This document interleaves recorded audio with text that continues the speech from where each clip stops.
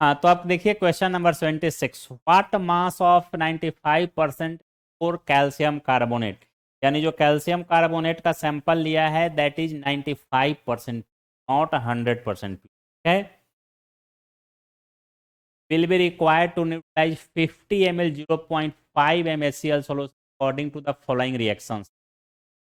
देखिए तो calcium carbonate के नंबर ऑफ मोल से दुगना HCl का नंबर ऑफ मोल होना चाहिए, या HCl के नंबर ऑफ मोल से हाफ कैल्शियम कार्बोनेट का नंबर ऑफ मोल होना चाहिए। Number of mole of HCl तो आप कैलकुलेट कर सकते हैं, कितना, molarity into volume in litre, volume in litre यानी 50/1000 कर दीजिए। और ये जो number of mole of HCl आया है इससे हाफ नंबर ऑफ मोल होता है कैल्शियम कार्बोनेट का।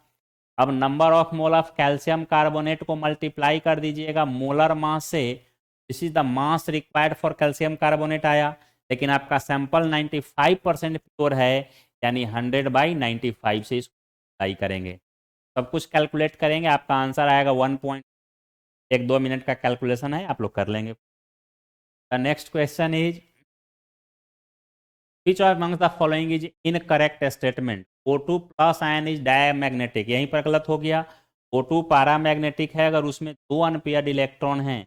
O2 is paramagnetic containing 2 unpaired electron y1 y2z1 anti bonding and bonding दोनों में। तो अगर एक इलेक्ट्रॉन इसमें अगर रिमूव करते हैं 1 unpaired electron will be there, तो O2 प्लस पैरामैग्नेटिक होना चाहिए, हो गया डायमैग्नेटिक दे रहा है, मतलब ऑप्शन 1 इज इनकरेक्ट। और पूछता है कि विच करेक्ट, तो ऑप्शन फर्स्ट इज इनकरेक्ट। आगे के ऑप्शंस को देखने का जरूरत नहीं, देख भी सकते हैं, लेकिन मोर देन 1 करेक्ट ऑप्शन है नहीं तो कुछ वैसा करना नहीं है। The next question is RMgX plus CO2 dry ether plus YH3, यानी कि ग्रिग्नार्ड रिएजेंट से कार्बोक्सिलिक एसिड बना रहा है, इसमें आपका इंटरमीडिएट पूछ रहा है। देखिए तो जब सबसे पहले यह रिएक्ट करेगा CO2 से तो फॉर्मेशन क्या होगा, RCOOMgX का फॉर्मेशन होगा, ठीक है। और जब इसका हाइड्रोलिसिस करेंगे M- और प्लस, तो फिर ये बन जाएगा RCOOH, means Y is RCOO plus minus Mg plus, यानी option second is correct. The next question is even below half cell reaction NO4 at, तो रिएक्शन का EMF आपको दिए हुए है, आपको पूछ रहा है कि EMF ऑफ सेल बतलाइए क्या होगा और क्या हाइड्रोजन रिलीज होंगे, यानी कि रिएक्शन क्या ये रिएक्शन वायबल है, देखना है। Will the permanganate ion liberate O2 from the water in the presence of an acid, यानी कि whether oxygen will be released और नॉट। सबसे पहले देखिए दोनों को ऐड करेंगे तो -1.5 प्लस 1.22, यानी जो आपका करेक्ट ऑप्शन आएगा वो क्या आएगा, पॉजिटिव 2.8, एनोड माइनस कैथोड, इस माइनस और ये माइनस माइनस क्या हो जाएगा, प्लस हो जाएगा, यानी कि लगभग +2.8। तो +2.8 के कितने ऑप्शन है, ओनली 1, और S because reaction is feasible, total EMF of cell is positive, EMF of cell is what, E right minus E left, हम लोगों ने निकाला। The next question is the graph is represented of kinetics of a reaction, Y और X के बीच का graph है, constant है और पैरेलल टू X एक्सिस है। ये ग्राफ किसका हो सकता है, देखो तो फर्स्ट ऑर्डर का अगर हाफ लाइफ टाइम लिया जाए तो फर्स्ट ऑर्डर रिएक्शन का T हाफ जो है वो इंडिपेंडेंट ऑफ कंसंट्रेशन होता है, इंडिपेंडेंट ऑफ कंसंट्रेशन होता है, तो is independent of concentration, has nothing with concentration. दूसरी बात, फर्स्ट ऑर्डर रिएक्शन का रेट कांस्टेंट रेट जो है वो इंडिपेंडेंट ऑफ कंसंट्रेशन है, यानी कि ये जीरो ऑर्डर का रेट वर्सेस कंसंट्रेशन हो सकता है, जीरो ऑर्डर का रेट वर्सेस कंसंट्रेशन हो सकता है, और फर्स्ट ऑर्डर का रेट एंड T हाफ नहीं हो सकता। Concentration versus time zero order का सही है, फर्स्ट ऑर्डर का T हाफ और कंसंट्रेशन करेक्ट है, यानी कि आपके क्वेश्चन नंबर 80 के ऑप्शन क्या हो गए, fourth is correct. Zero order का रेट कंसंट्रेशन का graph parallel to concentration axis होगा, और हाफ लाइफ टाइम भी कंसंट्रेशन के पैरेलल होगा फर्स्ट ऑर्डर का, वो भी इंडिपेंडेंट होगा। तो fourth option is correct. The next one is the incorrect statement regarding chirality. Racemic mixture chirality, काइरन कंपाउंड्स वैसे कंपाउंड्स को कहा जाता है जो एक दूसरे पर नॉन सुपर इम्पोजेबल हो, वही एनेंसियोमर्स बनाते हैं। यहाँ देखिए तो एनेंसियोमर्स आर सुपर इम्पोजेबल दे दिया है, दिस ऑप्शन इज इनकरेक्ट। तो इनकरेक्ट ही आपको सेलेक्ट करना था, यानी fourth option is correct. The next question, the IUPAC name of element with atomic number 119। देखिए 1 के लिए हम लोग वर्ड यूज करते हैं अन, 0 के लिए नील, 2 के लिए 20 etc। तो 119 है, यानी अन और 9 के लिए हम लोग क्या यूज करते हैं, नीलियम, यानी कि option third is correct. Option अन नेनियम, 9 के लिए क्या यूज करते हैं, नेन, और अंत में लगाते हैं ईएम। तो अन नेन और अंत में क्या लगाना है, ईएम। जैसे अगर 102 रहता तो क्या लिखते, अन और 0 के लिए क्या, नील, और 2 के लिए क्या, बिस। तो अन नील बिस यम, ठीक है। तो इसका नाम क्या होगा, अन नेनियम, अन नेनियम, यानी सेकंड ऑप्शन इज करेक्ट। 100 के बाद जितने एटॉमिक नंबर है उसके नेम को कम्युनिकेशन नहीं रखा जाए, इसलिए उसके लिए IUPAC ने डेवलप किया। 83rd question, which statement regarding polymers is not correct.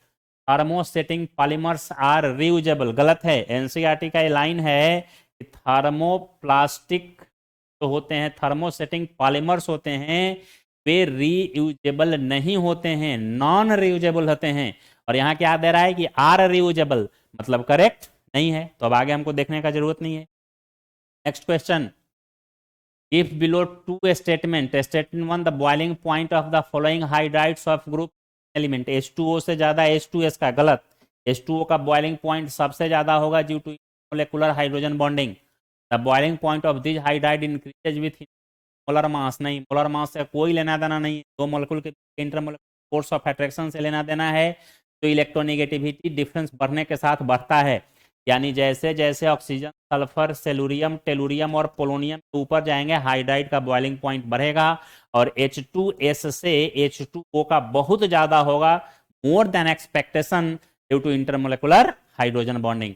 तो both statements are incorrect, both statement 1 and 2 are incorrect, third option is correct. Next question, among the following which one will have the maximum lone pair electron repulsion। तो lone pair का संख्या सब में पहले हम लोग निकालते हैं। HCF2 8 valence electron, 2 bond pair, तो इसमें कितना हो गया, 3 लोन पेयर। ClF3 7 में इलेक्ट्रॉन बॉन्ड बनाने में हो गया, 2 lone pair. IF5 5 bond, 1 lone pair. और SF4 4 बॉन्ड पेयर और 1 lone pair. So maximum number of lone pair is there in HCF2 and hence lone pair is repulsion maximum. Okay. The next question, for first order reaction a product initial concentration is which becomes 9 after 5 minutes, rate constant for the reaction is। देखिए तो इसमें बड़ा simple है, rate constant के लिए आप क्या करेंगे, rate constant K is equal to 3/T log R0 by RT। आपका R0 दिए हुए है, RT दिए हुए, टाइम दिए हुए, क्या कैलकुलेट करना है, थोड़ा सा आप कैलकुलेट करेंगे और इसका आंसर आ जाएगा आपका थर्ड 0.9 के आसपास। Third option is correct. All quantity एक इक्वेशन एक अननोन, इसका वैल्यू आप लोग सॉल्व करके कैलकुलेट करेंगे। Question number 87, which of the following is not formed when acetone reacts with 2 pentanone the presence of dilute NaOH। यानी कि एल्डोल कंडेंसेशन आप लोगों ने अगर पढ़ा होगा तो वहीं पर यहाँ पर 2 कीटोन का रिएक्शन हो रहा है, तो इसमें हर CH3 के बगल में C डबल बॉन्ड का होना नेसेसरी। तो इसमें देखिए तो CH3 जस्ट एडजस्टमेंट में डबल बॉन्ड हो नहीं है, वो नहीं बनेगा, डबल बॉन्ड हो है, फॉर्मेशन होगा। CH3 के एडजस्टमेंट में डबल बॉन्ड है, यहाँ CH3 के एडजस्टमेंट में डबल बॉन्ड हो नहीं है, यहाँ CH3 के एडजस्टमेंट में डबल बॉन्ड है, यानी कि which of following not form दे रहा है, यानी correct option is third will not be form. Aldol condensation का सिंपल रिएक्शन है NCERT का। नेक्स्ट क्वेश्चन, द न्यूट्रल और friendly alkaline medium came in oxidise iodide into iodate, the change in oxidation number. हाँ देखिए, alkaline medium में परमैग्नेट जो हम लोगों का है MnO4 माइनस जो है वह चेंज करता है MnO2 में। तो MnO4 माइनस में Mn का ऑक्सीडेशन नंबर +7 और MnO2 में कितना +4, तो 7 to 4, second option is correct. The next question is compound X on reaction with O3 followed by ZnH2 formal any ozonolysis reaction है, तो ओजोन से रिएक्शन करा करके जिंक डस्ट से उसको ट्रीट कर रहा है, यानी ये डक्ट का क्या कर रहा है, जिंक डस्ट से हाइड्रोलिसिस कर रहा है। तो फॉर्मल्डिहाइड का फॉर्मेशन हो रहा है, यानी CH2 डबल बॉन्ड हो एंड 2 मिथाइल प्रोपेनल, यानी 3 कार्बन का है तो डबल बॉन्ड हो प्रोपेनल और थर्ड कार्बन पर क्या है मिथाइल। अब अगर इसके ओरिजिनल एल्केन में जाना है तो क्या होता है, डबल बॉन्ड ब्रेक करके और वहां ऑक्सीजन जुटता था, तो यहाँ ऑक्सीजन को हटा करके डबल बॉन्ड को कंटिन्यू कर देना है। तो CH2 double bond CH2 CH3 CH3। अब इसका नंबरिंग करेंगे तो क्या आ जाएगा, 3 मिथाइल 1 ब्यूटीन या but 1 yne, 3 methyl but 1 yne, second option is correct. The next question is 90th question है, जरा इसको ध्यान से देखिए। 90th question, 3O2 giving rise to O3 for the above reaction at Kc is found to. अब देखिए, तो इस रिएक्शन का Kc का अगर इक्वेशन हम लोग लिखें, Kc का वैल्यू कितना आएगा, Kc कंसंट्रेशन ऑफ ओजोन पर power 2 divided by concentration of O2 पर पावर क्यूब। ओके, Kc का वैल्यू आपको दिए हुए है, कंसंट्रेशन दोनों का दिए हुए है, इसको कैलकुलेट करेंगे और जो पावर ऑफ Kc है उससे अपियर कर रहा है तो ऑलमोस्ट 10 टू द पावर -3, यानी second option will be correct. थोड़ा सा वैल्यू पुट करके कैलकुलेट कर सकते हैं।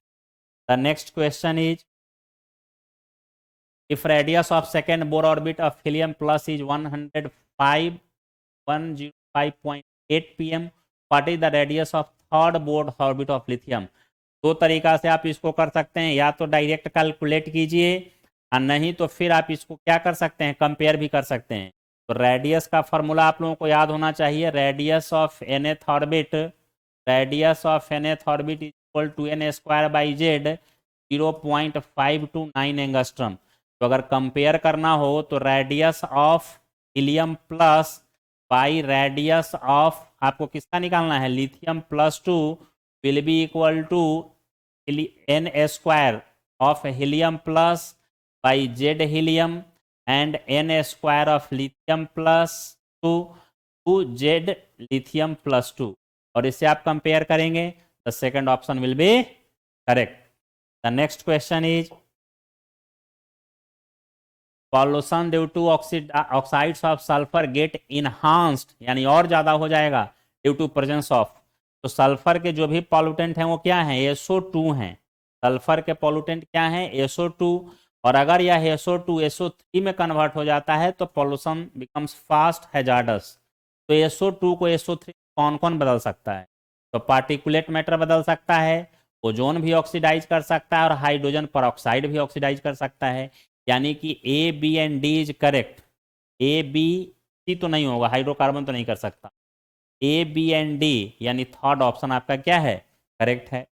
Next question is question number 93, 10 liter flask contains 4 gram oxygen at 227 degree centigrade, assuming O2 gas is behaviour at the pressure of. देखिए बड़ा simple question, इस करना नहीं है, P is equal to nRT equation apply कर देना है। तो P is equal to what, nRT by V, 4 gram oxygen मतलब नंबर ऑफ मोल कितना 2, R का वैल्यू 0.082 और टेम्परेचर आपका कितना दिए हुए है 77 यानी 300 kelvin divided by volume of flask 10 litre. तो इसको कैलकुलेट करेंगे, आंसर लगभग 5 के आसपास आएगा, first option is correct. The next question is correct IUPAC name of following compound. देखिए जब भी किसी कंपाउंड में एक से ज़्यादा फंक्शनल ग्रुप रहे तो प्रायोरिटी लिस्ट के अकॉर्डिंगली काउंटिंग करेंगे। तो ब्रोमीन, क्लोरीन और OH में ज़्यादा प्रायोरिटी किसका है, OH का है। तो काउंटिंग उस साइड से करेंगे जिधर से OH का पोजीशन क्या हो, लोएस्ट हो। इधर से काउंटिंग करने पर 1 2 4 आ रहा है, उधर से काउंटिंग करने पर 1 2, यानी काउंटिंग यहां से करेंगे 1 2 4 5 एंड 6। ओके, अब 3 हेक्सेनॉल, दो ऑप्शन आपके पास हैं, तो अब सब्स्टिट्यूएंट का देख लेते हैं। 1 ब्रोमो, दोनों में 1 ब्रोमो भी है। अब क्या है, 5 क्लोरो, इसमें भी 5 क्लोरो, इसमें भी 5 क्लोरो, 4 मिथाइल 4 मिथाइल। लेकिन जो अरेंज करते हैं सब्स्टिट्यूएंट को, IUPAC का रूल है कि अकॉर्डिंग टू अल्फाबेटिकल ऑर्डर, तो मिथाइल से क्लोरो, M से C पहले आता है, इसलिए second option is correct. 5 chloro पहले और तब 4 मिथाइल, ऐसा नहीं कि 4 मिथाइल पहले। पोजीशन से अरेंजमेंट का कोई लेना देना नहीं, ऐसा नहीं कि मिथाइल पहले आ रहा है तो पहले लिख देंगे। They arranged in alphabetical order. Okay, the next question is Lucas test primary secondary and tertiary alcohols are distinguished, correct है on the basis of their activity. हाँ, HCl और ZnCl2 को हम लोग ल्यूकास टेस्ट कहते हैं, ठीक है। अब इस ल्यूकास टेस्ट में HCl और ZnCl2 लेते हैं, करेक्ट है। Primary alcohols are more reactive, गलत। ऑर्डर क्या है, tertiary more reactive, than secondary than primary. तो फर्स्ट करेक्ट, सेकेंड इनकरेक्ट, यानी फोर्थ ऑप्शन इज करेक्ट। देखिए स्टेटमेंट बेस्ड क्वेश्चन बहुत आ रहा है। और अगला क्वेश्चन देखिए, नेक्स्ट क्वेश्चन, ठीक है।